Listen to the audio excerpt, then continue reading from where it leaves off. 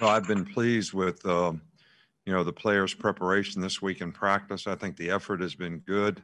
The intensity level has been good. But, I'm encouraging the players to make all their decisions based on winning. Um, each day you have to choose to try to dominate the guy you're facing every day in practice so that you can sort of create the habits you need to be able to finish plays, finish games, play one play at a time in a game so you can, finish games. And I think that's the big thing that we're trying to emphasize to our players. We got to finish. You got to finish blocks. You got to finish your tackles. You got to finish the cleanup on defense, finish runs. I mean, that's the big thing. We haven't played a game for a long time. So we got to get out of, practice mode and make sure we're practicing to develop the habits that are going to, become a part of our DNA as competitors in terms of how we play in the game. So, that's probably the most important thing. As I mentioned, we're really looking forward to this game. Good Missouri team, playing in a, unfamiliar place really to us. But, the field will be, 100 yards deep and 53 yards wide. So, we got to go there and compete and stay focused on what we got to do and keep out all the distractions and try to focus on what we need to do to play and execute and do the things we need to do to be successful in the game. Okay, we will open with Mike Rodak. Nick, just how much of a challenge will it be to have your mask on at all times on the sidelines, but also be able to speak into your headset and have players hear you? Well, I think, this is the kind of, mask that I wear. And it is a little bit difficult, to speak, with this kind of mask. I may do a little research in the next couple of days and see if there, is something better to do. I think, especially when you're, talking to somebody from a distance, it's kind of natural to want to pull it down. And so you can, not yell at them, but yell to them, whatever it is the point you're trying to make. So I think it will be a challenge, but I also think it's important, for everybody to respect what we're trying to do so that we can play safely. We'll go to Charlie Potter. Hey, Coach, just want to ask you about the punters. You said there's a healthy competition there. Just how have you seen that progress, and do you expect to maybe see multiple guys kick on Saturday? No, because we're not going to take multiple guys on a trip. We can't, take extra specialists. We're going to evaluate how everybody did, over the course of this week. I think we have 3 guys that are very competitive at that position, and we'll probably make the decision tomorrow. But we're not going to take multiple punters, and we can't afford to do that on the road. We need to take as many healthy players as we can that can have a role and contribute in some way, to the team and to the depth of the team. Okay, go to James Ogletree. Hey, Coach, you've talked often about how the biggest key for Mac is playing the next play and moving on and not being too emotional, and about the progress that he's made in his ability to do that. I'm curious if there was a specific turning point where you really saw him start to grasp that at whatever point in his career. Well, I think last year when he played, for the most part, he did a good job of, staying within himself and doing that. I think sometimes in practice, especially when things don't go exactly like we have them drawn up, he can, sort of overanalyze things a little bit in terms of maybe why it didn't work rather than just focusing on the next play. But basically in the last scrimmage, I thought he played really, really well. I saw, really good signs of, what he needs to be as a leader and to be the quarterback to play winning football. And I was very encouraged by that. We'll go to Michael Casagrande next. Yeah, Nick, just wonder, what was the biggest question mark you hope to answer with the game Saturday at Missouri? Well, I think there's a lot of questions. I don't think there's a biggest question. I mean, every player that you're playing that's a new player that hasn't been a starter before, is obviously how they're going to respond when they get in a game environment, especially young players who haven't been in a situation like that before.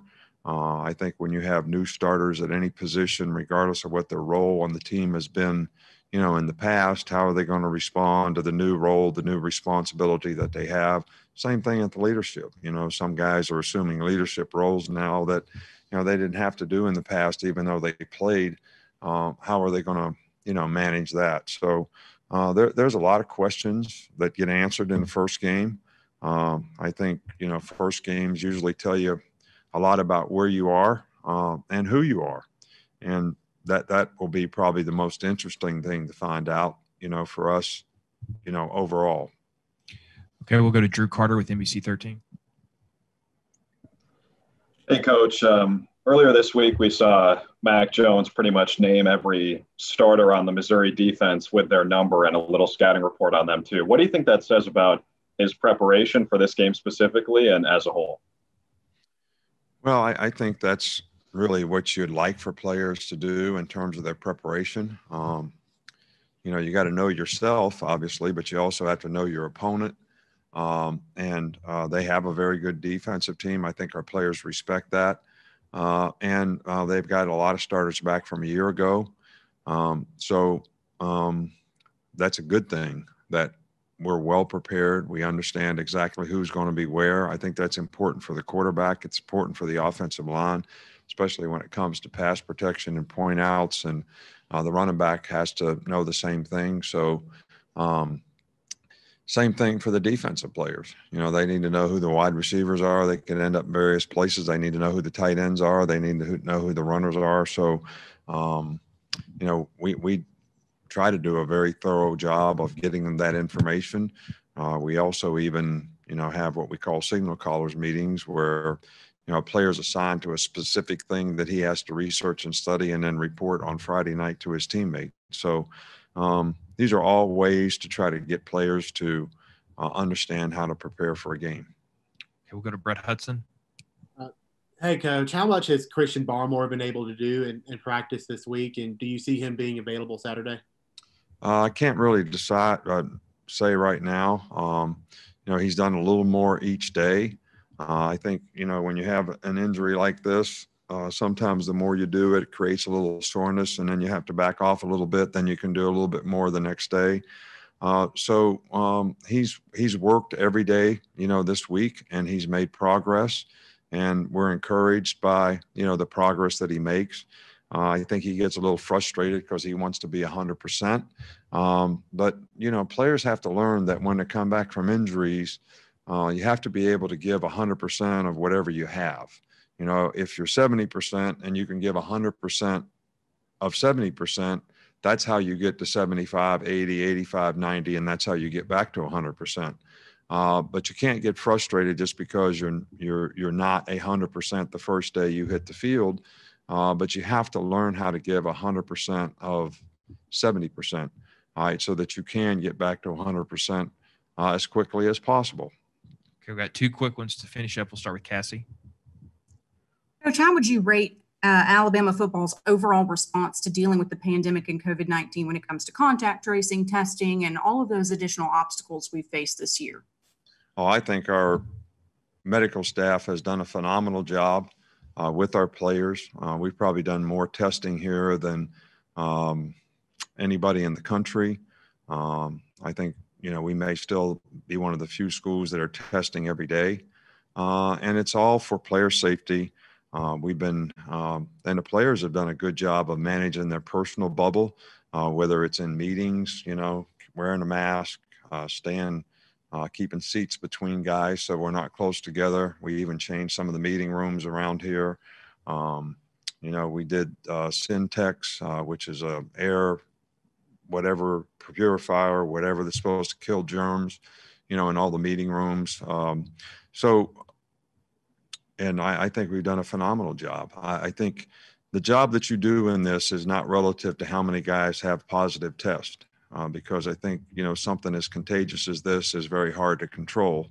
But I do think that we have really emphasized through education with our players. I think on 3 or 4 occasions we had medical doctors actually Zoom with our team and educate them, on this disease, educate them on managing their personal bubble, educate them on the importance of testing, how they can avoid, maybe putting themselves at risk in terms of, catching this. So it's an everyday, ongoing, 24/7, process to, manage your personal bubble. And I think the education process and the things that we've done internally from a medical staff standpoint has really gone well. And I think the thing that really, to me, is the answer to that question is, do the players trust and believe in the things that we're doing so they don't feel uncomfortable doing what we're asking them to do? And we haven't had much of that.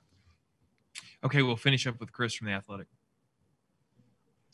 Yeah, a bit off topic, but Billy Napier, he's got Louisiana Lafayette ranked. Obviously, you worked with him.